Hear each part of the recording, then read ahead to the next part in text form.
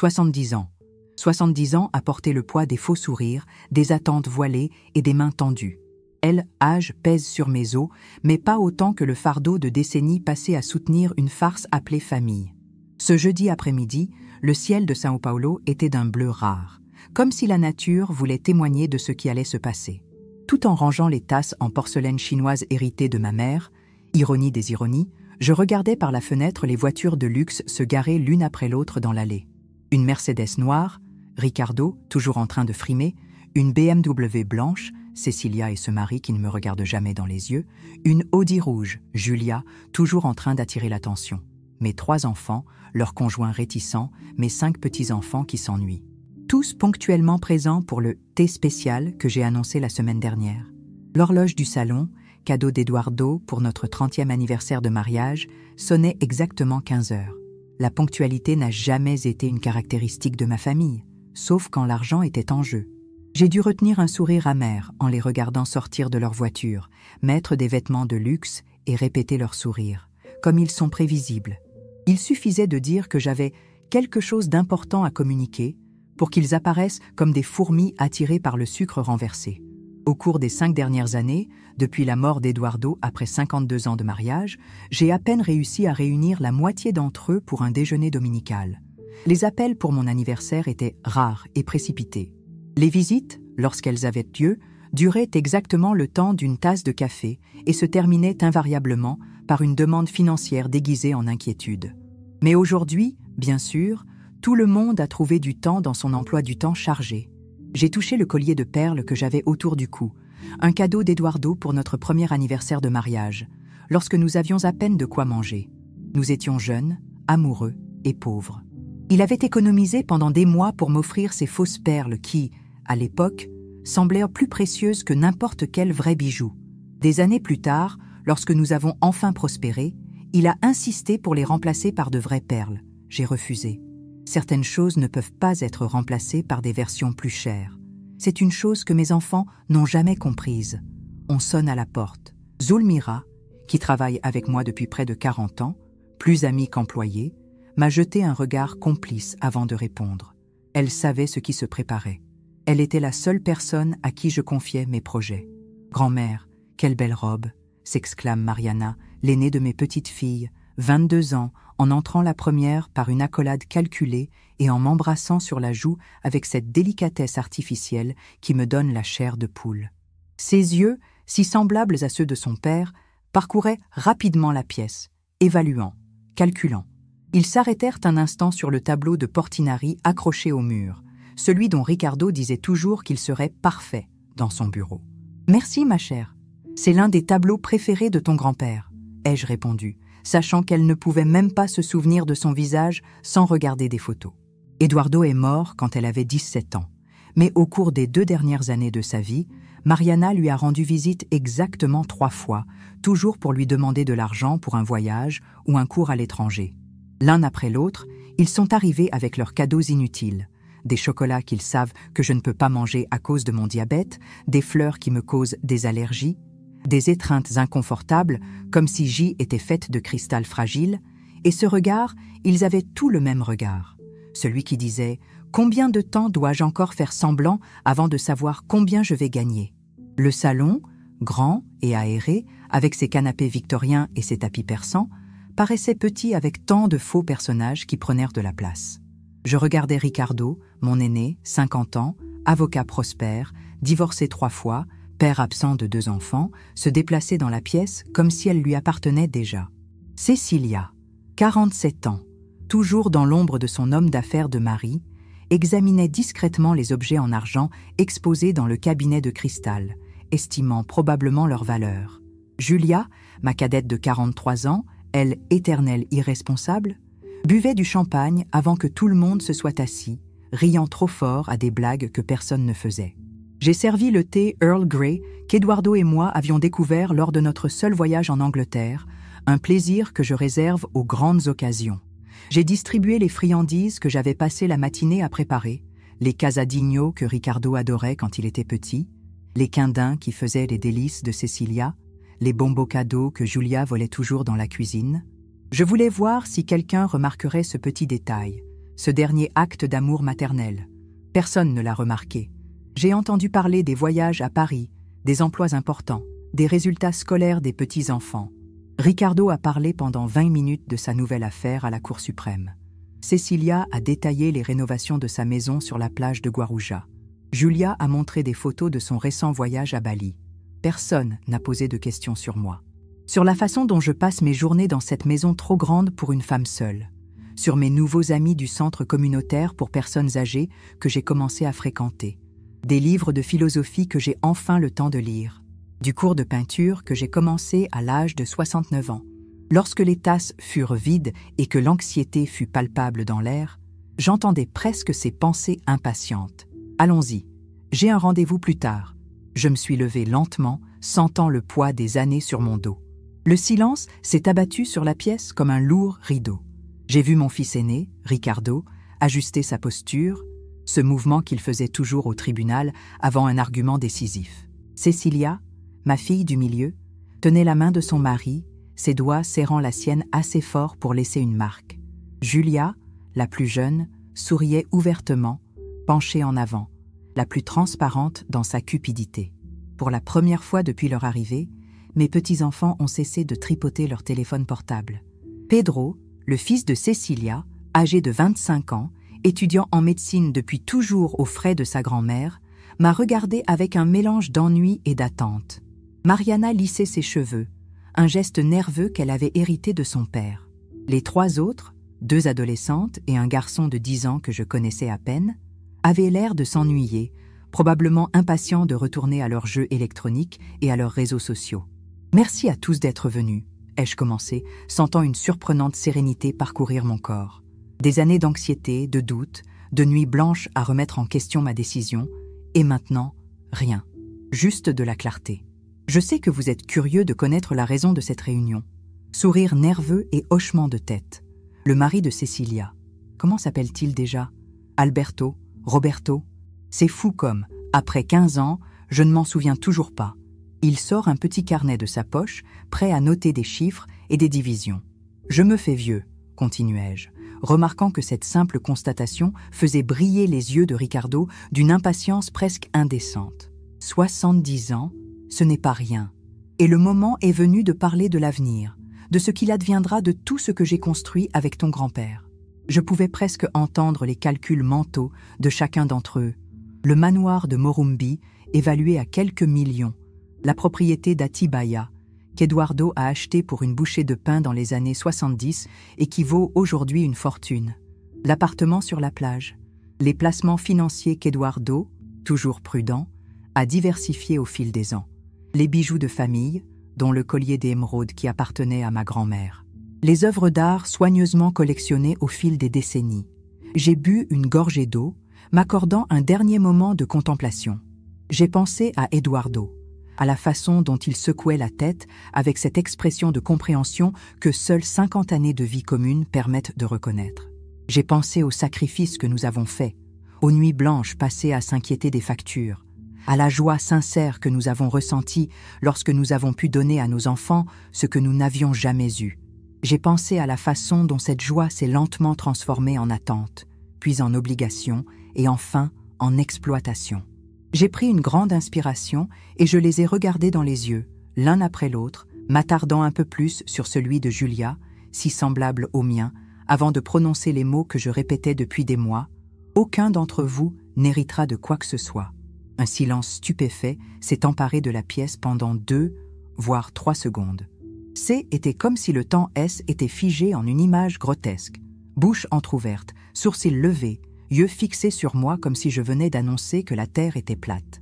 J'ai entendu le bruit lointain des couverts dans la cuisine, où Zulmira souriait probablement en faisant la vaisselle. Ricardo a été le premier à réagir, avec un rire forcé qui n'a pas atteint ses yeux bruns comme ceux de son père, mais sans la chaleur que ceux d'Eduardo dégagèrent toujours. « C'est bien, maman. Toujours avec ton humour décalé, » dit-il en regardant autour de lui, comme pour trouver des complices à la plaisanterie qu'il pensait que je faisais. Maintenant, sérieusement, j'imagine que vous avez pensé à une sorte de partage équitable, en tenant compte, bien sûr, de la situation et des besoins de chacun. Je me tiens droite, me remerciant mentalement pour les cours de pilates que j'ai commencé à 65 ans, contre les recommandations de Cécilia qui insistait sur le fait que les gens de votre âge ne devraient ne faire que de la marche légère. « Ce n'est pas une blague, Ricardo », ai-je répondu calmement, en posant ma tasse en porcelaine anglaise sur la table avec un tintement délicat. La tasse faisait partie d'un ensemble qu'Eduardo m'avait offert pour notre 30e anniversaire. J'ai pris ma décision après mûre réflexion. Tous les biens que j'ai accumulés avec ton père seront donnés de mon vivant à des projets sociaux destinés aux femmes âgées. Des femmes comme moi, qui ont consacré leur vie à leur famille et qui ont besoin de redécouvrir qui elles sont. La transformation des visages autour de moi a été immédiate et fascinante à observer. Comme si les masques tombaient au ralenti. Cécilia s'est étouffée avec son thé, son visage pâle devenant rouge, les veines de son cou apparaissant en toussant. Son mari, Roberto, lui tapote maladroitement le dos.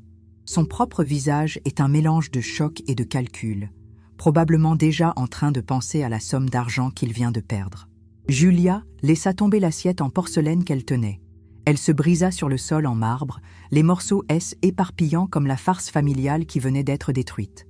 Les petits-enfants eurent des réactions diverses. Pedro semblait vraiment confus, comme si l'idée de ne pas recevoir d'argent de sa grand-mère lui était totalement étrangère. Mariana se figea, sa fourchette à confiture à mi-chemin de sa bouche, ses yeux calculateurs évaluant déjà l'impact de cette nouvelle réalité sur ses projets. Les deux adolescents ont échangé un regard incrédule avant de se tourner vers leur téléphone portable, informant probablement leurs amis du drame familial en temps réel. Le plus jeune, Gabriel, le petit-fils de Julia, âgé d'à peine 10 ans, continuait à manger son bonbon, inconscient de la tempête émotionnelle qui se préparait autour de lui. « Vous n'êtes pas sérieuse, madame », rétablit d'abord Julia, les yeux plissés et la voix tremblante d'indignation. Elle avait toujours été la plus explosive, la plus transparente. « C'est absurde, c'est injuste, c'est cruel !»« Cruel ?» Je répète le mot lentement, sentant son poids sur ma langue. Intéressant choix de mots, Julia. Cruel, comme d'oublier le 80e anniversaire de ton père. Cruel comme le fait de ne rendre visite à votre mère que lorsque vous avez besoin d'argent pour couvrir un nouveau divorce? Ou cruel comme de faire mentir votre fille sur l'endroit où vous étiez lorsque j'avais besoin de quelqu'un pour m'accompagner à l'opération de la cataracte? Julia pâlit. Les souvenirs gênants ont cet effet. C'est mon argent, ma maison, ma propriété, ai-je poursuivi, sentant une force grandir en moi, une force que je ne savais pas avoir, qui était peut-être restée en sommeil pendant des décennies sous des couches d'attente sociale et de sacrifices maternels. J'ai construit tout cela avec ton père, pas avec toi. Tu en as profité, tu l'as demandé, tu l'as exigé. Elle, école de médecine de Pedro? Qui a payé pour ça? L'appartement quand tu as divorcé, Julia? D'où venait l'argent? L'aide pour ouvrir ton bureau, Ricardo? Tu te souviens qui a signé comme garant? Mais c'est différent. Nous sommes tes enfants. Nous sommes tes enfants, tes héritiers légitimes. S, écrit Ricardo, qui se lève brusquement et renverse avec fracas la chaise qui se trouve derrière lui. Le masque du fils compréhensif qu'il avait porté pendant des décennies était complètement tombé, révélant le visage brut de la cupidité. Son visage, si semblable à celui d'Eduardo par ses traits, se contorsionnait maintenant en une expression que mon mari n'aurait jamais faite. J'ai demandé « héritier de quoi exactement ?» en gardant une voix stable, même si je sentais mon cœur s'emballer. Non pas de peur, mais d'une étrange exaltation. C était comme enlever enfin une chaussure trop serrée après l'avoir portée pendant des décennies. De mon travail, de mes sacrifices, de l'amour que j'ai donné et que j'ai rarement vu réciproque, penses-tu mériter d'hériter des fruits d'une vie à laquelle tu as à peine participé? C'est comme si j'avais ouvert les vannes d'un barrage. Des années, des décennies de ressentiment, de demandes non satisfaites, d'ingratitude ont explosé en cris, accusations et menaces. Le salon, autrefois ordonné et élégant, s'est transformé en un champ de bataille émotionnel. « Tu n'as pas le droit de faire ça. C'est illégal », s'écrie Ricardo, le visage à quelques centimètres du mien, l'haleine chargée d'une odeur de whisky de luxe. Il y a une chose que l'on appelle légitime. Maman, 50% de tes biens doivent aller aux héritiers nécessaires, que tu le veuilles ou non. Et qui va s'occuper de toi quand tu seras plus âgé? Quand tu auras besoin d'aide? Demande Cécilia, qui se remet du choc initial, des larmes coulant sur son visage. Non pas de tristesse, je le remarque, mais de colère. Du mascara coûteux formait des traînées noires sur ses joues. Tu crois que ces organisations caritatives vont se préoccuper de toi comme nous le faisons? J'ai dû retenir un rire amer. S'intéresser à moi? À quand remonte la dernière fois que Cécilia a appelé juste pour savoir comment j'allais, sans rien demander en retour? Julia n'a pas pris la peine d'argumenter. Elle s'est contentée de crier que J était devenue folle, que J était sénile, que J était probablement manipulée par un profiteur. Son ex-mari, le père de ses enfants, était psychiatre. Il est ironique de constater qu'elle utilise maintenant des termes médicaux sur la santé mentale avec l'assurance de quelqu'un qui comprend le sujet. Les petits-enfants, mal à l'aise face à l'emportement de leurs parents, se sont retirés dans les coins de la pièce. Pedro étreint Mariana, qui semble sur le point de s'effondrer. Les adolescents finissent par ranger leur téléphone portable. Leurs visages pâlissent sous l'intensité de la dispute. Gabriel se met à pleurer en silence, peu habitué à voir les adultes perdre le contrôle. Au milieu du chaos, j'ai remarqué la plus jeune de mes petites filles, Laura, la fille du premier mariage de Ricardo.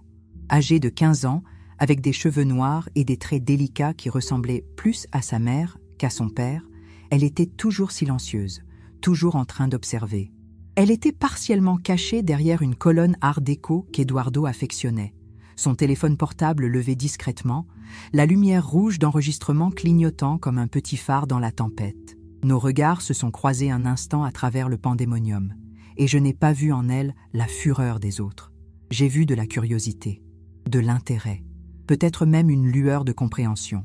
Tu as toujours été comme ça, n'est-ce pas, maman?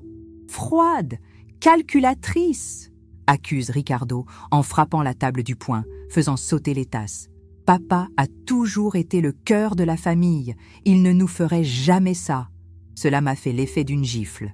Eduardo, mon Eduardo, qui a cumulé 2 emplois pendant 20 ans pour offrir à Ricardo l'éducation qu'il n'a jamais eue lui-même. Qui a vendu sa voiture pour payer le mariage de Cecilia. Qui a passé des nuits blanches lorsque Julia a eu une pneumonie à l'âge de 12 ans. Mon Eduardo, qui est mort fatigué, s'inquiétait de mon sort après son départ, sans savoir que ses enfants ne verraient leur mère que comme un distributeur de billets ambulant. « Tu n'as pas connu ton père », dis-je, la voix dangereusement basse, ce qui fit cesser momentanément les cris. L'homme à qui vous rendiez visite de temps en temps, à qui vous demandiez de l'argent et des faveurs, n'était pas Eduardo. Il n'était plus que l'ombre de lui-même, après des décennies passées à soutenir des enfants qui n'ont jamais grandi. Tu peux crier autant que tu veux, ai-je poursuivi lorsque j'ai enfin réussi à me faire entendre, ma voix retrouvant une fermeté que je ne lui connaissais pas. Ma décision est prise. Les papiers sont déjà signés. J'ai déjà parlé à des avocats et à des comptables. Oui, Ricardo, je connais la loi. C'est pourquoi j'ai donné tout ce que j'ai pu de mon vivant. Et le reste, il est protégé par des clauses juridiques que même toi, avec tes contacts au tribunal, tu ne pourras pas contourner. L'argent de mon père. L'argent de mon père. Notre argent, s'écrie Julia, renversant non seulement une assiette, mais aussi toute une table d'appoint contenant des photos de famille. Le bruit du verre qui se brise souligne sa fureur. Tu ne peux pas le jeter comme ça. L'argent de ton père, répétai-je, sentant un calme étrange m'envahir, comme si j'avais enfin trouvé l'œil du cyclone. Édouard est mort en croyant que vous prendriez soin de moi, pas que vous vous battriez comme des vautours pour l'héritage avant même que je ne parte. L'argent que vous convoitez tant, nous l'avons construit ensemble, centime par centime. Lui faisant des heures supplémentaires à l'entreprise de construction, moi cousant jusqu'au petit matin, pour te donner ce que nous n'avions pas. Et voici le remerciement. Tu vas le regretter, maman, menace Ricardo en s'approchant à nouveau, pointant son doigt vers moi comme il le fait avec les témoins acculés au tribunal. Son visage se contorsionne en un masque de colère qui le rend méconnaissable. Nous allons vous mettre en accusation. Nous allons prouver que vous n'êtes pas mentalement apte à prendre des décisions de cette ampleur. J'ai des amis psychiatres qui peuvent l'attester sans même vous examiner. J'ai souri. Un vrai sourire. Le premier depuis de nombreuses années. Un sourire qui m'a rappelé qui j'y étais avant d'être maman, femme, grand-mère. Un sourire qui appartenait à la Dolores d'il y a 20 ans, quand je croyais encore que j'avais ma propre voix. « Essayez », ai-je répondu simplement. Le mot est resté dans l'air comme un défi, petit mais puissant, J'ai vu le visage de Ricardo se tordre d'incrédulité. Il n'avait pas l'habitude de être mis au défi, encore moins par sa vieille mère qui avait toujours cédé à ses caprices. La réunion a duré encore 1 heure. Le temps des accusations, des menaces et du chantage affectif. Julia s'est même mise à genoux, me suppliant de revenir sur ma décision, ses larmes devenant sincères lorsqu'elle a compris que je n'allais pas reculer. Cécilia a évoqué chaque moment de ma maladie, chaque fois qu'ils étaient là pour moi, oubliant commodément que être là signifiait arriver pendant 20 minutes et partir, laissant Zulmira s'occuper de moi. Lorsqu'ils sont enfin partis, en claquant les portes et en promettant des représailles judiciaires, la maison est tombée dans un silence bienheureux. Zulmira est apparue dans le salon, observant la destruction. Vaisselle cassée, photos sur le sol, vase d'orchidées renversé. « Tu vas bien ?» demande-t-elle, ses yeux noirs pleins d'une réelle inquiétude. « Je vais bien, Zulmira », ai-je répondu, et je me suis rendu compte que ce « N » n'était pas un mensonge. Je me suis sentie légère, comme si j'avais déposé un fardeau que je portais depuis des décennies. En fait, je crois que je n'ai jamais été aussi bien. 3 jours plus tard, alors que je prenais mon petit déjeuner dans le jardin, en écoutant les oiseaux qu'Eduardo aimait tant observer, mon téléphone portable s'est mis à sonner sans cesse. Notifications, messages, appels. Je l'ai d'abord ignoré, car J était habitué à ne recevoir que des rappels ou des demandes de la part de mes enfants. Mais lorsque Zulmira est arrivée en courant, son propre téléphone portable à la main, avec une expression de choc et d'amusement sur le visage, j'ai compris qu'il était passé quelque chose d'extraordinaire. « Madame Dolores, il faut que vous voyiez ça », m'a-t-elle dit en me tendant l'appareil. C'est ainsi que j'ai découvert pourquoi Laura enregistrait ce jour-là. La vidéo de notre dispute familiale avait fuité sur TikTok, avec la légende qui allait devenir mon nouveau titre officieux, « Mamie qui annule toute la famille ». Je me suis réveillée un mercredi matin et j'ai découvert qu'à l'âge de 70 ans, J était devenu un mème, une sensation virale, un phénomène Internet. Les mots me semblaient étranges, même dans mes pensées, si éloignés de la vie que j'avais connue, de la femme que j'avais toujours été. La vidéo postée par Laura avait été visionnée plus de 2 millions de fois en 48 heures seulement. 15 minutes montées de la discussion dans mon salon, capturant parfaitement le moment où j'ai annoncé ma décision, les réactions explosives de mes enfants et, surtout, les dernières menaces de Ricardo de me déclarer inapte. Le tout sur fond de musique dramatique et de hashtags tels que Grandmother Warrior et Intergenerational Justice. Mon visage, avec cette expression sévère que j'arborais toujours lorsque je devais imposer des limites, était partout. Montage, parodie, commentaires. Des milliers de personnes débattant de mes choix, de ma vie, de mon droit à faire ce que je veux avec ce qui m'appartient. Des jeunes utilisant des filtres pour paraître vieux et recréant la scène avec des phrases comme « Aucun d'entre vous n'héritera de mon TikTok ». Des commentateurs sur Internet disséquant chaque mot, chaque geste, chaque réaction. Les commentaires étaient très partagés. D'un côté, Reine, elle montre que l'âge n'est pas synonyme de manipulation. Cette femme est ma nouvelle idole. Revendiquer son propre pouvoir à 70 ans, c'est le nouveau 30 ans. Que quelqu'un donne à cette femme une émission de télévision. Pour un autre, vieille femme égoïste, sorcière aigrie. Comment peut-on déshériter ses propres petits-enfants?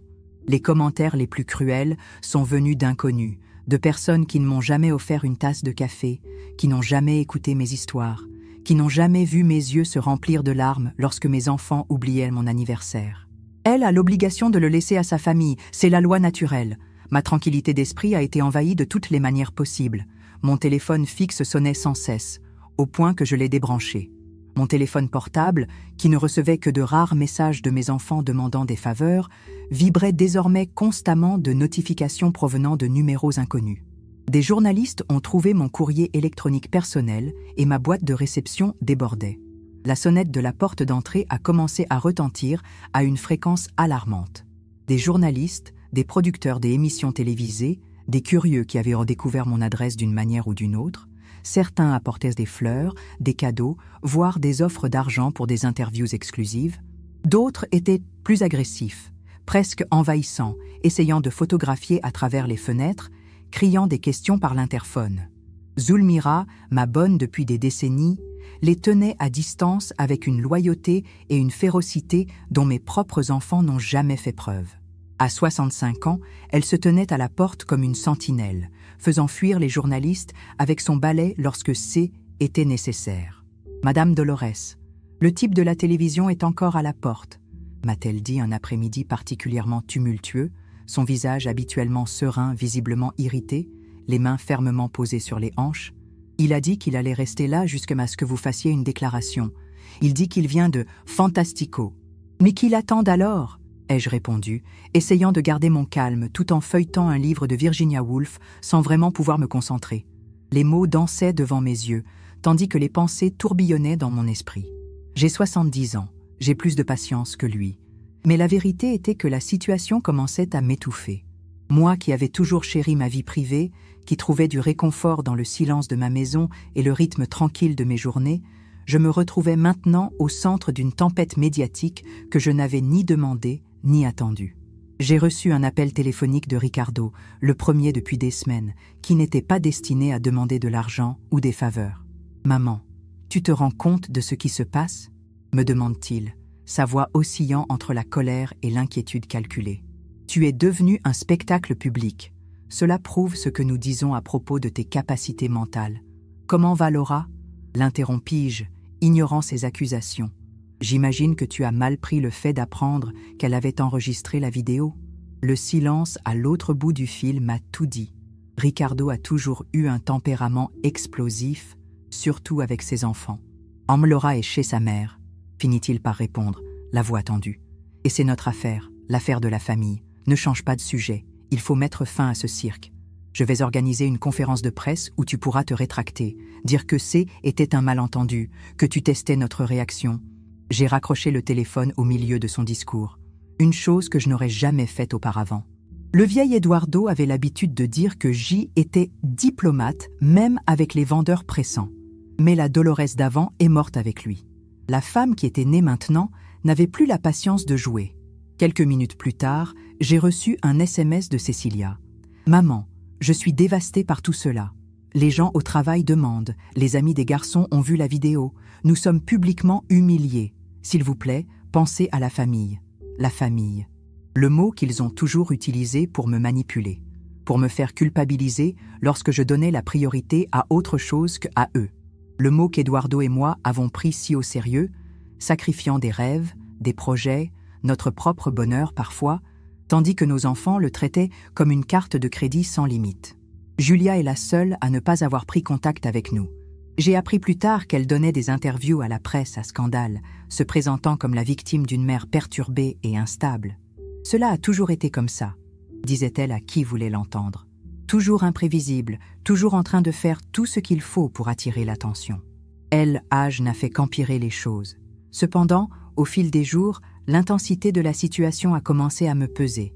Je n'arrivais pas à dormir correctement en pensant au tourbillon qui s'était formé. Je remettais en question ma décision, non pas parce que je pensais qu'elle était mauvaise, mais à cause de l'exposition inattendue qu'elle entraînait. J'avais passé des décennies à être invisible, la mère et la grand-mère toujours disponibles, toujours présentes, mais jamais vraiment vues. Aujourd'hui, soudainement, des millions d'yeux étaient fixés sur moi, chacun avec ses propres attentes et jugements. Mon téléphone n'arrêtait pas de sonner. Je recevais des courriels, des messages sur les médias sociaux que je savais à peine utiliser. L'opinion publique m'avait jugé et condamné sans connaître mon histoire, mes années de silence, les petites morts quotidiennes que je subissais chaque fois que je faisais passer les besoins des autres avant les miens. Certains journaux à sensation titraient « La riche Morumbi déserte sa famille pour provoquer les enfants » ou « Le prix de l'égoïsme. Une vieille femme préfère la charité aux petits-enfants ». D'autres, un peu plus sobres, tentaient d'analyser le phénomène. La vidéo virale qui révèle la tension entre les générations, ou droit de succession, jusqu'où va l'obligation familiale? Un expert en droit de la famille a déclaré lors d'une émission télévisée que J était, dans mon droit, tout en flirtant avec les limites éthiques. Un psychologue a déclaré que mon attitude pouvait être un appel à l'aide d'une femme âgée isolée qui cherche à attirer l'attention. Personne ne m'a demandé ce que je pensais ou ressentais vraiment. C'est alors que j'ai décidé de rompre le silence, mais à ma manière. Pas par des interviews avec de grands journaux ou des chaînes de télévision, mais en utilisant les mêmes armes que celles qui m'avaient mise dans cette situation. Si Internet pouvait me juger sans me connaître, il pouvait aussi me donner une voix sans intermédiaire. J'ai demandé de l'aide à Laura, celle-là même qui avait tout déclenché. Je ne lui en ai pas voulu. En fait, je ressentais une étrange gratitude. Cette vidéo divulguée avait été comme un miroir forçant tout le monde à regarder la vérité qu'il préférait ignorer. Elle était venue seule, en cachette de ses parents, un dimanche après-midi. Elle était visiblement nerveuse, les yeux gonflés d'avoir beaucoup pleuré ces derniers jours. « Maman, je suis désolée » sont les premiers mots qu'elle prononce en entrant, avant même les salutations. Je voulais juste montrer à mes amis à quel point tu as été courageuse. Je n'aurais jamais imaginé que cela deviendrait viral comme ça. Je l'ai serrée dans mes bras, sentant son corps mince trembler contre le mien. Si jeune, si perdue entre la loyauté envers ses parents et le lien qu'elle ressentait inexplicablement avec moi. « C'est bon, ma chérie, » lui ai-je assuré. « En fait, je veux te demander de l'aide. Connais-tu ces... comment les appelles-tu? Les réseaux sociaux? Je veux créer mon propre profil. Je veux parler avec mes propres mots. » Elle me regarde avec surprise. Ses yeux bleus, si semblables à ceux d'Eduardo, sont écarquillés. « Maman, tu es sûre de vouloir faire ça ?» demande-t-elle, son jeune visage marqué par une inquiétude sincère qui me touche. Il y a beaucoup de gens toxiques sur Internet, des commentaires horribles. Je ne veux plus que tu sois blessée. J'ai souri, touchant son visage de ma main ridée. Comment pouvait-elle comprendre qu'après des décennies passées à vivre pour plaire aux autres, quelques mots cruels d'inconnus sur Internet étaient le cadet de mes soucis? J'en suis sûre, ma chérie. Parfois, il suffit d'un instant de courage pour tout changer. Et c'est mon moment. Pendant 2 heures, Laura m'a patiemment appris les bases de TikTok et d'Instagram. Nous avons téléchargé les applications sur mon téléphone portable, un cadeau d'anniversaire d'Eduardo 3 ans plus tôt, que je savais à peine utiliser en dehors des appels et des messages. Elle m'a montré comment enregistrer, comment utiliser des filtres que j'ai poliment refusés, comment poster, comment répondre aux commentaires. Lorsqu'elle est partie, j'ai promis de bien réfléchir avant de poster quoi que ce soit. Mais dès que j'ai fermé la porte, je suis retournée dans mon fauteuil préféré, un vieux fauteuil en cuir marron où Eduardo avait l'habitude de lire le journal tous les matins.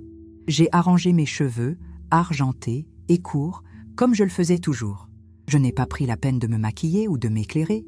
Je voulais qu'il voie exactement qui j'étais, une femme de 70 ans avec les marques d'une vie entière sur son visage, fatiguée de être réduite au silence.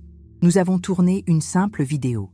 Juste moi, assise dans le même fauteuil où je lisais des histoires à mes enfants quand ils étaient jeunes, où je berçais mes petits-enfants qui venaient de naître, où je pleurais seule après le départ d'Eduardo. Je regarde la caméra en face, sans avoir répété le moindre scénario. Je m'appelle Dolores Mendonça. J'ai 70 ans. Je suis épouse depuis 45 ans, mère depuis 50 ans et grand-mère depuis 20 ans. J'ai consacré toute ma vie à ma famille. J'ai repoussé des rêves, ravalé des larmes, souri quand j'avais envie de crier. J'ai renoncé à une carrière prometteuse de pianiste pour élever mes enfants. J'ai refusé un master en littérature pour m'occuper de mes parents âgés. J'ai accepté un mariage qui, bien qu'heureux, n'a pas toujours été ce dont je rêvais dans ma jeunesse. J'ai fait une pause, sentant une boule dans ma gorge, mais déterminée à continuer. Tout ce que j'ai donné n'a jamais été suffisant.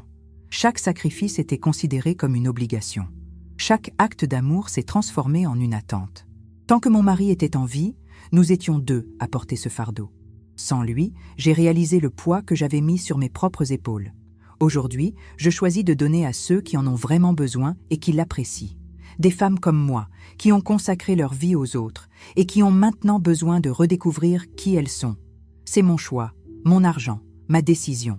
J'ai terminé la vidéo par une phrase que je n'avais pas prévue et qui est simplement venue du plus profond de mon âme. Le véritable amour ne crée pas de dépendance. Il crée des ailes. J'ai revu la vidéo une fois, j'ai hésité quelques minutes, puis j'ai appuyé sur « Publier », comme Laura me l'avait appris.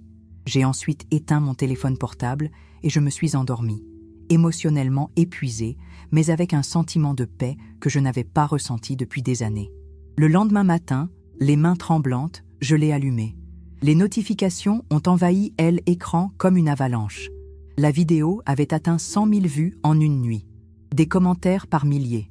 Des messages privés d'inconnus racontant leurs propres histoires de sacrifices et de regrets familiaux. Le lendemain, 500 000 vues. Le lendemain, 800 000. En l'espace de 48 heures, 1 million de personnes avaient regardé les mots simples d'une femme qui avait enfin décidé de s'exprimer. Et le vent a commencé à tourner. Les commentaires négatifs existaient toujours, bien sûr, mais ils étaient désormais noyés dans une vague de soutien. Madame Dolores, vous m'avez permis d'appeler ma grand-mère aujourd'hui, après des mois. J'ai retrouvé ma mère dans cette vidéo, et j'ai honte de ce que je n'avais pas vu avant. Cette femme m'a donné le courage de dire non à ma famille toxique. 70 ans et plus courageuse que moi, à 30 ans.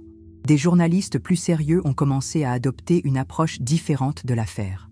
Un chroniqueur respecté d'un grand journal écrit un article intitulé « Dolores », le prénom qui est devenu un verbe de l'émancipation féminine tardive. Une émission matinale a invité des experts à discuter du phénomène Dolores et de son impact sur les relations familiales contemporaines. Mais surtout, des femmes de mon âge ont commencé à écrire. Des veuves, des divorcées, certaines encore mariées, des femmes qui, comme moi, avaient consacré des décennies à leur famille et qui se demandaient maintenant « Et moi, quand est-ce que mon tour viendra ?» Leur message était long, douloureux, plein d'aveux qu'elles n'avaient peut-être jamais faits à personne. L'un d'eux a écrit « J'ai 73 ans. Mes enfants veulent que je vende ma maison pour les aider financièrement, en disant qu'elle est trop grande pour moi maintenant. C'est dans cette maison que j'ai élevé mes enfants et que je garde précieusement tous les souvenirs de mon défunt mari. J'ai regardé votre vidéo 11 fois. Aujourd'hui, j'ai finalement dit non. » Un autre message disait « Mon fils aîné me traite d'égoïste parce que je veux voyager avec l'argent de ma retraite au lieu de payer l'université privée de ma petite fille. Je pensais que j'avais tort jusqu'à ce que je regarde votre vidéo. J'ai alors compris que quelque chose de plus grand que moi avait été déclenché. Il ne s'agissait pas seulement d'héritage ou d'argent.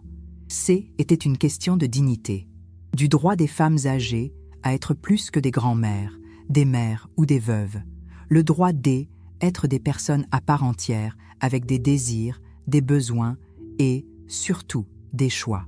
Pour la première fois en 50 ans, j'ai senti que ma voix comptait, pas en tant que médiatrice de conflits familiaux, pas en tant que conseillère pour les enfants à problème, pas en tant que source de ressources financières, mais en tant que Dolores, juste Dolores. Le succès de ma vidéo était la dernière chose à laquelle mes enfants s'attendaient. Au lieu d'une mère confuse ridiculisée en ligne, ils ont découvert un personnage qui devenait rapidement un symbole de l'émancipation féminine dans la vieillesse. Observer la transformation du récit public m'a procuré une satisfaction que je ne peux nier. Mais je savais aussi qu'ils n'accepteraient pas la défaite facilement. La réponse est venue 1 semaine plus tard, alors que je prenais mon café du matin. Zulmira a allumé la télévision, comme tous les matins, pour regarder les nouvelles. J'ai failli étouffer avec mon thé lorsque j'ai vu le visage de Cécilia remplir l'écran, le maquillage impeccable, bien que légèrement brouillé par des larmes soigneusement programmées, lors d'une interview exclusive pour un programme matinal populaire. J'ai entendu ma propre fille déclarer à tout le Brésil « Maman est atteinte de démence précoce ». Sa voix était brouillée par des larmes aussi fausses que les perles qu'elle portait autour du cou. Des bijoux coûteux qu'elle mettait un point d'honneur à présenter comme authentiques, tout comme son souci filial. Cela a commencé par de petits oublis. Elle sonnait au milieu de la nuit sans savoir l'heure qu'il était. Puis ce sont des comportements erratiques. Elle donnait des sommes énormes à des inconnus qu'elle connaissait à peine, en croyant à des histoires absurdes. Le présentateur, avec une expression de commisération professionnelle, demande « Et quand avez-vous réalisé que la situation était vraiment grave ?» Quand elle a commencé à avoir des délires de persécution, répond Cécilia, une larme solitaire, parfaitement placée, coulant sur sa joue gauche. Elle a commencé à accuser ses propres enfants de ne s'intéresser que à son argent. Elle a imaginé des conspirations, pensant que nous étions tous unis contre elle. C'est classique dans la démence. Paranoïa, méfiance, surtout à l'égard de ses proches. J'ai éteint la télévision avec la télécommande, les mains tremblantes, non pas de peur, mais d'une colère que j'avais oublié pouvoir ressentir avec autant d'intensité. Zulmira est restée silencieuse à mes côtés, respectant mon temps d'absorption de cette trahison publique. « Tu vas bien ?» demanda-t-elle finalement, sa voix douce imprégnée d'une réelle inquiétude. « Je vais bien, Zulmira, » répondis-je en me redressant. En fait, je suis même soulagée. Maintenant, il n'y a plus de doute sur leur véritable identité. Je n'ai pas été surpris par la contre-attaque. En fait, elle avait pris plus de temps que je ne l'avais prévu. Ce qui m'a choqué, c'est l'impudeur, la volonté d'aller aussi loin. Utiliser la télévision nationale pour me déclarer mentalement inapte était une décision calculée et dangereuse. Cecilia N. n'était pas seule dans sa campagne. J'ai rapidement appris que Ricardo avait engagé 2 psychiatres reconnus pour donner des avis techniques sur mon état mental, alors qu'ils ne m'avaient jamais examiné. L'un d'eux, je l'ai découvert plus tard, était un ami golfeur de Ricardo et venait d'ouvrir une clinique coûteuse qui avait désespérément besoin d'investisseurs. L'autre était l'ancien professeur de Julia à l'école de psychologie qu'elle avait fréquentée pendant exactement 3 mois avant d'abandonner sous prétexte que C était trop de travail. Des amis que je n'avais pas vus depuis des années ont soudain donné des interviews sur le fait que J était différente, confuse, sous l'influence d'eau étrangers. Maria Elena, qui jouait au bridge avec moi tous les mois depuis 2 décennies, est apparue dans un podcast pour dire que je n'avais pas reconnu son petit-fils lors de la dernière réunion, oubliant commodément de mentionner que son petit-fils était un bébé sur ses genoux la dernière fois que je l'ai vu, il y a 10 ans. La campagne s'est étendue aux médias sociaux, où de nouveaux comptes ont diffusé des histoires inventées de toutes pièces sur mon prétendu déclin cognitif. « J'ai croisé Madame Dolores au supermarché en pyjama », dit l'un d'eux. « Elle m'a prise pour sa sœur décédée », a affirmé un autre. Des mensonges, tous des mensonges. Je n'avais pas de sœur. L'Internet qui m'avait embrassé était maintenant divisé, avec des hashtags concurrents. Força Dolores contre P.A. Ajudem Dolores. Le récit passait subtilement de brave dame confrontée à une famille ingrate à femme âgée confuse, exploitée par des opportunistes. Certains des médias les plus sensationnalistes spéculaient déjà sur l'identité de ces étrangers qui m'influençaient et profitaient potentiellement de mes décisions irrationnelles. Pendant ce temps, dans ma chambre, j'ouvrais silencieusement des coffres, des tiroirs et des boîtes que j'avais conservées pendant des décennies. Non pas en désespoir de cause ou dans la confusion, comme mes enfants voudraient le faire croire, mais avec la précision méthodique qui a toujours été ma marque de fabrique. Eduardo disait en plaisantant que j'aurais pu être comptable, tant J était organisé avec les documents et les dossiers. J'ai sorti un vieux coffre en cèdre, celui qu'Eduardo avait ramené d'un voyage au Minas Gerais lorsque nous étions encore en train de construire notre domaine. Des dossiers classés par année et par enfant, des lettres jaunies par le temps, des cartes d'anniversaire avec des promesses jamais tenues, des journaux intimes où j'ai noté chaque déception, chaque nuit blanche à m'inquiéter, chaque moment où j'ai ravalé mes larmes pour ne pas inquiéter Eduardo, des relevés bancaires méticuleusement organisés, des preuves de virements importants, toujours en cas d'urgence pour mes enfants, l'histoire financière et émotionnelle de toute une famille documentée avec la précision de quelqu'un qui, à un certain niveau, a toujours su que ce jour viendrait. Je me suis souvenu de Noël, il y a 5 ans, lorsque Ricardo avait besoin de 200 000 réais pour couvrir un petit problème dans son cabinet d'avocat, un procès pour faute professionnelle qu'il cachait à tout le monde, mais pas à moi, vers qui il s'était tourné en désespoir de cause. L'appartement que j'ai acheté pour Julia lorsqu'elle a divorcé de son second mari après qu'il ait découvert ses multiples trahisons. Les frais de scolarité en médecine du fils de Cecilia, mon petit-fils Pedro, qui ne m'a jamais rendu visite, mais n'a pas hésité à me demander de l'argent pour des congrès internationaux où je l'ai découvert plus tard grâce à des photos sur les médias sociaux, il en profitait pour faire du tourisme avec sa petite amie. Au cours des 20 dernières années, depuis que je suis devenue veuve, j'ai distribué plus de 2 millions de réais à mes enfants et petits-enfants. Des cadeaux, des prêts jamais remboursés, des aides d'urgence, des financements d'entreprises qui ont fait faillite, des remboursements de dettes, des voyages éducatifs qui se sont transformés en vacances luxueuses. Tout est documenté, tout est conservé. Je ne l'ai pas fait par méfiance, mais par habitude. Eduardo a toujours insisté sur l'importance de tout enregistrer, en particulier les transactions financières, héritage de sa propre enfance pauvre où il a vu ses parents perdre le peu qu'ils avaient faute de documents appropriés. Garder des papiers ne prend pas de place et peut sauver des vies, disait-il toujours. Je n'avais jamais imaginé que ces papiers sauveraient non pas ma vie, mais ma dignité. J'ai tout rangé méticuleusement dans des dossiers. 40 ans de générosité unilatérale. 40 ans de « juste cette fois, maman » et de « Je te promets de venir te voir plus souvent. Et bien sûr, je n'ai pas oublié ton anniversaire. Je suis juste très occupée. 40 ans d'attente, de déception et de promesses non tenues. La sonnette de la porte d'entrée a interrompu mon archéologie familiale. J'ai entendu les pas légers de Zulmira dans le couloir, suivi de sa voix sur un ton qu'elle utilisait rarement, formel et légèrement hostile. « Madame Dolores, votre fille Cecilia est ici, avec un homme qui se dit avocat. » J'ai pris une grande inspiration. J'ai ajusté ma position. J'ai passé mes mains dans les cheveux argentés qu'Eduardo avait toujours trouvés si beaux. J'ai ressenti un frisson, non pas de peur, mais de détermination. « Tu peux les laisser entrer, Zulmira, et reste près d'eux, s'il te plaît. » Zulmira a hoché la tête, comprenant la demande implicite. Avoir un témoin pouvait être important.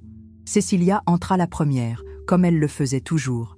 Elle n'était pas du genre à attendre les invitations ou les permissions. Elle portait un costume bleu marine que j'ai reconnu comme neuf et cher, probablement acheté spécialement pour l'occasion. Ses cheveux châtain clair étaient impeccablement coiffés, ses ongles parfaitement manucurés. Toujours soucieuse des apparences, ma Cecilia. Derrière elle, un homme d'une 50aine d'années, costume impeccable, mallette en cuir italien, chaussures cirées, le genre d'avocat qui facture à l'heure ce que la plupart des gens gagnent en une semaine. Ma fille ne m'a même pas saluée avant de commencer, rejetant tout semblant d'affection. « Maman, voici le docteur Augusto Pimentel. Il est spécialisé dans le droit de la famille et il est ici pour parler de l'interdiction judiciaire. C'est pour ton bien. » Le docteur Pimentel s'est avancé, m'a tendu une main que je n'ai pas serrée, gardant les bras croisés sur ma poitrine. Il a retiré sa main discrètement, en reniflant, visiblement mal à l'aise avec l'approche directe de Cecilia. « Madame Mendonça, c'est un plaisir de vous rencontrer. Votre fille ne tarit pas d'éloges à votre sujet. Un mensonge poli dont nous savions tous les deux qu'il n'était que cela. Un mensonge. Nous sommes ici pour parler des options. Votre famille est inquiète. À propos de l'argent, ai-je ajouté, l'interrompant, mes yeux fixés sur les siens sans ciller. Ma famille s'inquiète pour l'argent, docteur Pimentel. Soyons honnêtes, au moins. Cecilia a grimacé. Son visage pâle a pris une couleur rougeâtre qui partait de son cou et remontait vers ses pommettes. Il en avait toujours été ainsi depuis qu'elle était petite.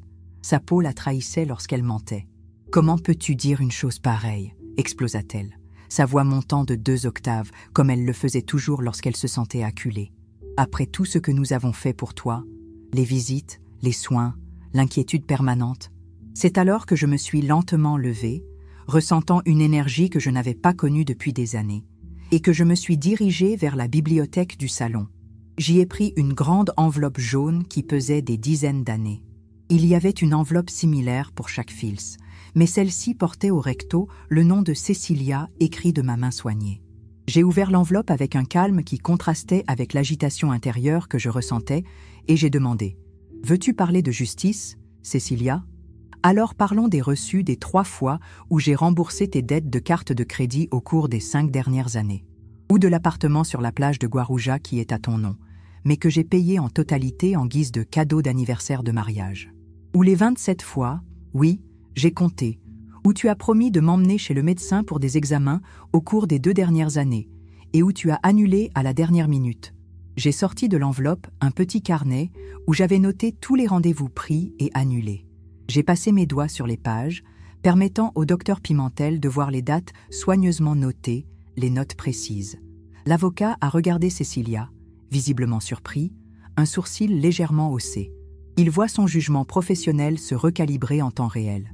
Cela n'a rien à voir avec, a-t-elle commencé, mais j'ai continué, sortant document après document de l'enveloppe, les étalant sur la table basse comme les cartes d'un jeu de solitaire. C'est le reçu de l'assurance maladie de Pedro, que je paie depuis 7 ans. Voici la facture de la carte de crédit que tu as utilisée pour rénover ta maison de campagne sans me consulter. 342 000 réais, Cecilia. C'est le prêt accordé à ton mari pour ouvrir la société d'importation qui a fait faillite en 8 mois et dont je n'ai jamais vu un centime. Et ça, j'ai sorti une feuille particulièrement significative. C'est la transcription de la seule visite que tu m'as faite à l'hôpital quand j'ai eu une pneumonie il y a 2 ans. 12 minutes chronométrées par l'infirmière à ma demande. 12 minutes au cours desquelles vous avez parlé 10 fois de vos problèmes et m'avez demandé de l'argent pour le voyage à Paris que vous prépariez. Ma voix est restée calme, presque didactique, comme lorsque j'enseignais les mathématiques à Ricardo quand il était petit. Pas d'accusations émotionnelles, juste des faits, numéro après numéro, date après date. Et c'est tout ce que j'ai sur toi. J'ai les mêmes dossiers pour tes frères. 40 ans de sacrifice, Cécilia. 40 ans à te voir consommer tout ce que j'ai construit, à me promettre des visites qui ne sont jamais venues, des remerciements qui ne sont jamais venus. Un silence pesant s'installe dans la pièce. Cécilia semblait avoir rapetissé, son costume coûteux paraissant soudain trop grand pour son corps. Pour la première fois depuis des décennies, j'ai vu dans ses yeux quelque chose de proche de la honte. Le docteur Pimentel a reniflé à nouveau, ajustant sa cravate comme si elle était soudain trop serrée, visiblement mal à l'aise avec la tournure que prenait la conversation. Il a regardé les documents éparpillés. Cécilia, puis moi, son évaluation professionnelle de la situation étant clairement altérée. « Madame Mendonça, peut-être devrions-nous poursuivre cette conversation à un autre moment ?»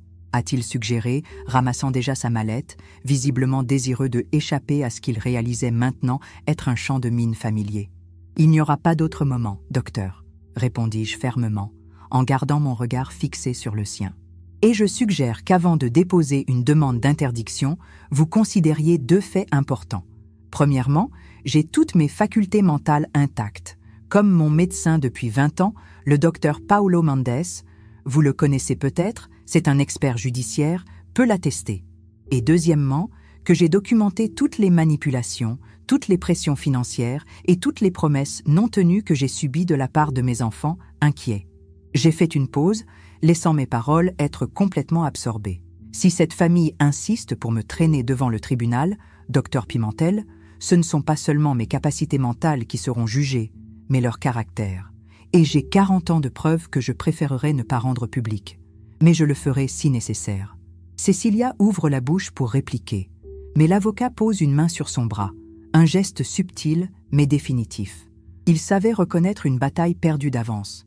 Et surtout, il savait reconnaître un adversaire qui n'était pas la vieille femme confuse et manipulable qu'on lui avait décrite. « Je comprends votre position, Madame Mendonça, » dit-il en sortant une carte de visite de sa poche et en la posant sur la table. Si vous changez d'avis et souhaitez discuter des options, n'hésitez pas à me contacter. Ils partirent peu après, Cécilia silencieuse, une version amoindrie de la femme confiante qui était entrée. À la porte, elle a hésité, comme si elle voulait dire quelque chose de plus. Nos regards se sont croisés, mère et fille, séparés non seulement par des générations, mais aussi par un abîme d'attentes insatisfaites de part et d'autre. Pendant un bref instant, j'ai vu en elle la petite fille de 7 ans qui s'asseyait sur mes genoux lorsque je lui lisais des histoires, qui jurait que J était la meilleure maman du monde lorsque je préparais son gâteau au chocolat préféré. Quand cette enfant s'est-elle transformée en cette femme amère et calculatrice, capable d'essayer de faire déclarer sa propre mère incapable par les tribunaux pour de l'argent? Le moment est passé. Elle mit son sac sur son épaule, leva le menton dans un geste que je reconnus comme le mien et partit sans se retourner. Ce soir-là, seul dans ma chambre, en regardant les vieilles photos alignées sur la coiffeuse, le jeune Eduardo souriant avec le petit Ricardo sur ses genoux, Cécilia habillée pour sa première communion, Julia lors de la remise de son diplôme de fin d'études secondaires. J'ai pleuré pour la dernière fois à cause d'elle. Non pas de tristesse pour la perte de ce qui n'a jamais vraiment existé, mais de soulagement pour la libération d'une illusion que j'avais portée pendant des décennies. Les masques étaient complètement tombés. Le jeu était terminé. Et pour la première fois depuis de nombreuses années, je ne me sentais pas perdante. Le courriel est arrivé un mardi matin, alors que je prenais mon café sur le balcon. Parmi les messages haineux et les demandes d'interview, l'un d'eux se distinguait par sa simplicité. « Madame Mendonça, je m'appelle Elena Campos. Je suis journaliste d'investigation et réalisatrice de documentaires. Je ne suis pas intéressée par le scandale, mais par la vérité qui se cache derrière. J'aimerais raconter votre histoire, si vous êtes prête à la partager. J'ai lu l'email 3 fois, j'ai cherché le nom d'Elena. J'ai regardé quelques-uns de ses travaux antérieurs, des documentaires sur des femmes qui ont défié les attentes, brisé des cycles d'abus, réinventé leur vie après 50 ans. Quelque chose en elle m'a inspiré confiance. J'ai répondu et pris rendez-vous pour un café. Lorsque nous nous sommes rencontrés 2 jours plus tard dans un café discret, J'ai immédiatement réalisé qu'Elena était différente.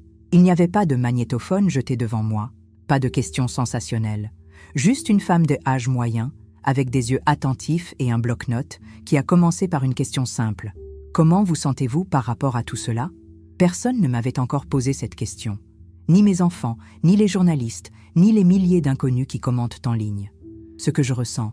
La question m'a prise au dépourvu, et j'ai senti mes yeux pleurer. « Soulagé ?» ai-je répondu en toute sincérité. Fatigué, mais soulagé.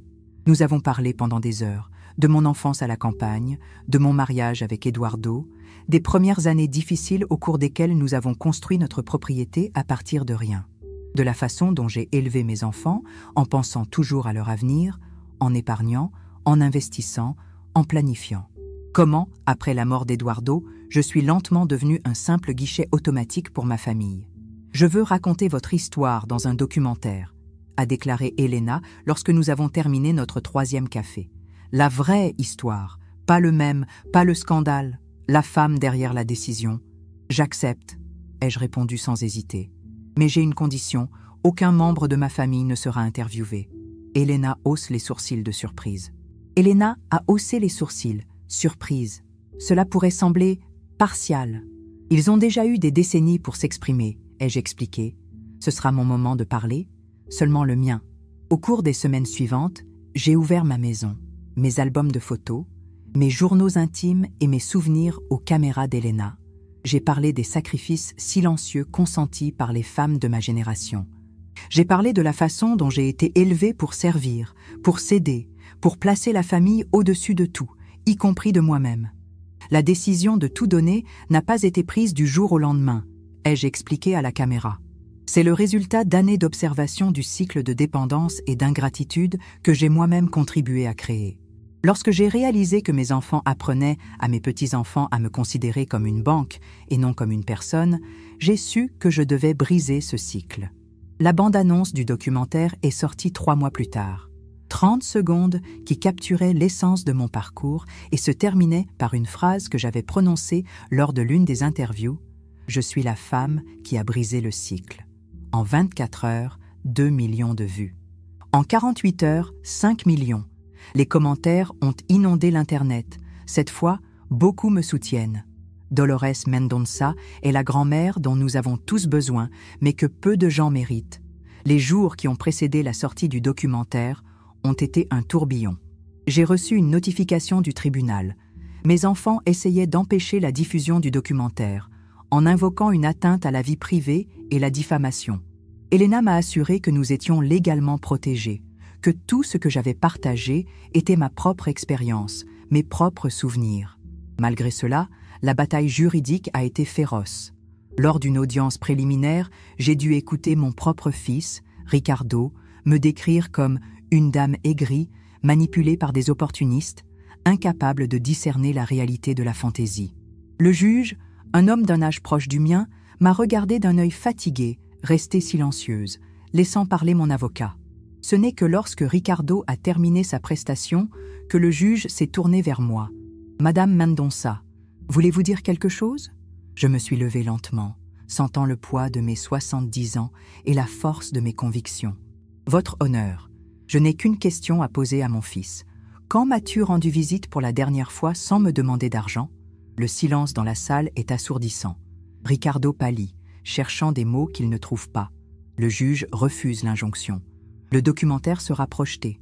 La première a eu lieu dans un petit cinéma d'art et d'essai. Assis à côté d'Elena, je regardais ma vie projetée sur un écran géant. Les images du thé fatidique, capturées sur le téléphone portable de Laura, semblaient encore plus percutantes lorsqu'elles étaient mises en contexte avec de vieux enregistrements audio de mes enfants faisant des promesses qu'ils n'ont jamais tenues. Le documentaire ne m'a pas dépeint comme un saint. Il montrait aussi mes erreurs, comment j'y étais trop permissive, comment je remplaçais la présence par des cadeaux, comment j'y étais lente à imposer des limites. Il a montré la complexité d'être une mère, une grand-mère, une veuve et, enfin, une femme qui redécouvre sa propre identité. Lorsque les lumières se sont allumées, le public s'est levé dans une ovation qui m'a laissé sans voix. Des personnes que je n'avais jamais vues auparavant pleuraient, applaudissaient, s'approchèrent de moi pour me serrer la main ou simplement me dire « merci ». Une semaine après le lancement, parmi les centaines de messages que je recevais chaque jour, j'en ai trouvé un qui m'a serré le cœur. Une simple enveloppe à L écriture enfantine. À l'intérieur se trouvait une carte faite à la main et une photo. Il s'agissait de mon arrière-petit-fils Miguel, âgé de 7 ans, le fils de Pedro. Sur la photo, le garçon souriait à côté d'un dessin qu'il avait fait, une dame aux cheveux gris avec une couronne. « Grand-mère Dolores, je suis désolée de ce qu'ils ont dit sur toi. Papa ne me laisse pas te rendre visite, mais quand je serai grand, je te retrouverai. Je t'aime. » Était la première fois depuis des mois que je pleurais, pour tout ce que j'avais perdu, pour tout ce que j'avais gagné, et pour l'espoir contenu dans l'innocence d'un enfant qui me connaissait à peine, mais qui, d'une manière ou d'une autre, comprenait ce que les adultes ne pouvaient pas voir. L'hiver est arrivé, et avec lui, une nouvelle phase de ma vie. J'ai vendu le manoir où j'ai élevé mes enfants, où j'ai accumulé des souvenirs et, finalement, des déceptions. Il a été plus facile que je ne l'imaginais de me débarrasser de cet espace qui, ces dernières années, était devenu plus un mausolée qu'une maison. L'argent de la vente, ainsi que mes économies et les investissements qu'Eduardo et moi avions faits, ont été consacrés à la création d'une fondation. Je l'ai appelée « Nouveau départ », dédiée aux femmes de plus de 60 ans qui avaient besoin d'un soutien financier, émotionnel et social pour réinventer leur vie. J'ai emménagé dans un modeste appartement dans un complexe résidentiel pour personnes âgées. Pas une maison de retraite, comme mes enfants l'ont fait croire, mais une communauté dynamique où chaque résident avait son propre espace et son autonomie, ne partageant que les espaces communs et les activités. Pour la première fois depuis des décennies, je me suis sentie légère, libérée du poids des attentes, des demandes déguisées en inquiétude, des sourires forcés lors des repas de famille. J'ai commencé à participer à des groupes de lecture, à des cours de peinture et à des conférences sur les finances personnelles. Un après-midi, j'ai reçu un coup de téléphone inattendu. Était Elena. « Dolores, as-tu vu l'impact de ton documentaire ?» « Oh » me demande-t-elle, l'excitation transparaissant dans sa voix. « J'ai reçu beaucoup de messages », ai-je répondu en regardant la pile de lettres sur mon bureau. Des femmes de tout le pays écrivaient, partageant des histoires similaires, me remerciant d'avoir donné une voix à quelque chose que beaucoup ressentaient, mais que peu osaient exprimer. « Ce n'est pas tout », poursuit Elena. Les Nations Unies organisent une conférence sur les femmes et le vieillissement. Ils veulent que tu sois l'un des principaux orateurs, représentant le Brésil. Je suis restée silencieuse, absorbant l'ampleur de la chose. Moi, parler aux Nations Unies? Votre histoire trouve un écho auprès de millions de femmes dans le monde, Dolores. Des femmes qui ont consacré leur vie aux autres et qui se battent aujourd'hui pour retrouver leur propre existence. Des femmes invisibilisées qui refusent de disparaître. J'ai accepté l'invitation. À l'âge de 71 ans, j'ai pris mon premier vol international seul.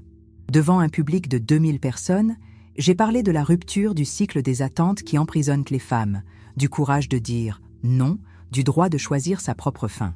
Mon discours a été traduit en 12 langues. J'ai reçu des invitations à parler dans des universités, des programmes télévisés et des podcasts.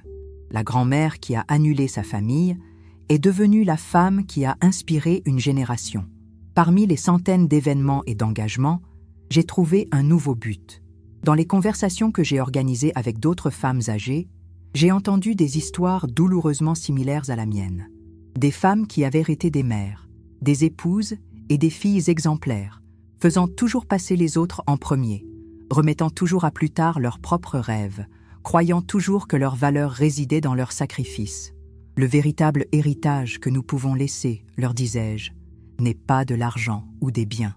C'est l'exemple qu'il n'est jamais trop tard pour se réapproprier sa propre vie. Les années ont passé à une vitesse que seule la vieillesse semble connaître.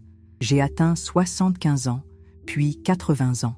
Mon corps a commencé à faiblir d'une manière que ma détermination n'a pas pu compenser. J'ai dû réduire mes voyages, mes conférences et mes apparitions publiques. Mes enfants, j'avais de temps en temps des nouvelles d'eux par l'intermédiaire de connaissances communes. Ricardo avait divorcé à nouveau. Cecilia était partie au Portugal. Julia, ironiquement, était rapprochée des projets sociaux. Peut-être une tentative de soigner son image, peut-être une véritable prise de conscience. Mes petits-enfants ont grandi et sont partis chacun de leur côté. Certains ont essayé de reprendre contact au fil des ans, toujours avec ce malaise palpable de quelqu'un qui ne sait pas comment se comporter en dehors de la dynamique établie. Seule Laura a maintenu une relation constante, me rendant régulièrement visite, partageant sa vie, ses doutes, ses rêves, et Miguel, mon arrière-petit-fils, qui s'est présenté un jour à ma porte, à l'âge de 15 ans, contre l'avis de son père, bien décidé à rencontrer la grand-mère rebelle dont il avait tant entendu parler. Un après-midi de printemps, ressentant la fragilité que confère l'âge de 83 ans, j'ai décidé d'enregistrer un dernier message. Je me suis assise au même endroit où j'avais enregistré ma première vidéo, avec maintenant plus de rides, des cheveux complètement gris, mais les mêmes yeux déterminés. Je m'appelle Dolores Mendonça. J'ai consacré ma jeunesse à ma famille, ma maturité à ma libération et ma vieillesse à aider d'autres femmes à trouver leur voie. Aujourd'hui, je veux laisser un dernier message à mes enfants, à mes petits-enfants et à tous ceux qui ont suivi mon parcours. Vous n'avez pas besoin d'un héritage, vous avez besoin de honte. Honte de penser que vous méritez les fruits du travail des autres. Honte à vous de confondre amour et servitude. Honte à vous d'attendre d'une femme qu'elle n'existe que pour vous. Je fais une pause. Je respire profondément. Aux femmes qui m'ont suivi, qui ont été inspirées par mon histoire, rappelez-vous, votre valeur n'est pas dans ce que vous donnez, mais dans ce que vous êtes. C'est à vous de vivre votre vie. C'est à vous d'écrire votre histoire. Il n'est jamais trop tard pour commencer un nouveau chapitre. 3 ans plus tard, par une paisible matinée d'automne, j'ai quitté ce monde. Non pas seul, comme mes enfants l'avaient craint, mais entouré des femmes extraordinaires que j'avais rencontrées au cours de mon voyage tardif. Des femmes qui, comme moi, avaient trouvé la force de briser les cycles, de se réinventer, d'exister selon leurs propres termes. Mes funérailles n'ont pas été un événement de deuil, mais une célébration. Les histoires racontées ne portaient pas sur la qualité de la mère ou de la grand-mère que j'avais été, mais sur le nombre de vies que j'avais touchées, le nombre de femmes qui avaient trouvé du courage dans mon exemple. Laura était là, devenue une femme mûre. Miguel aussi, un jeune adulte qui m'avait à peine rencontré, mais qui avait d'une certaine manière saisi l'essence de ce que je représentais. Et, à ma grande surprise, Julia est apparue à la fin de la cérémonie, silencieuse, regardant de loin, ses yeux révélant une compréhension tardive que les mots ne pouvaient exprimer. Mon testament a été ouvert quelques jours plus tard. Mes enfants sont venus au cabinet de l'avocat, espérant toujours que j'avais fini par céder, que je leur avais laissé quelque chose. Ce qu'ils ont trouvé, c'est une simple feuille de papier avec une seule ligne. Mon héritage, c'est le courage. Que celui qui le veut l'ait. Ainsi, même après mon départ, mon message a continué à résonner. Non pas à travers des biens ou des comptes bancaires, mais à travers les vies que j'ai transformées, les femmes que j'ai inspirées, le cycle que j'ai brisé. Moi, Dolores Mendonça, j'ai finalement compris que l'héritage le plus précieux que nous puissions laisser n'est pas ce que nous accumulons, mais ce que nous libérons. Ce n'est pas ce que nous donnons aux autres, mais la permission que nous nous donnons à nous-mêmes de vivre pleinement jusqu'à notre dernier souffle.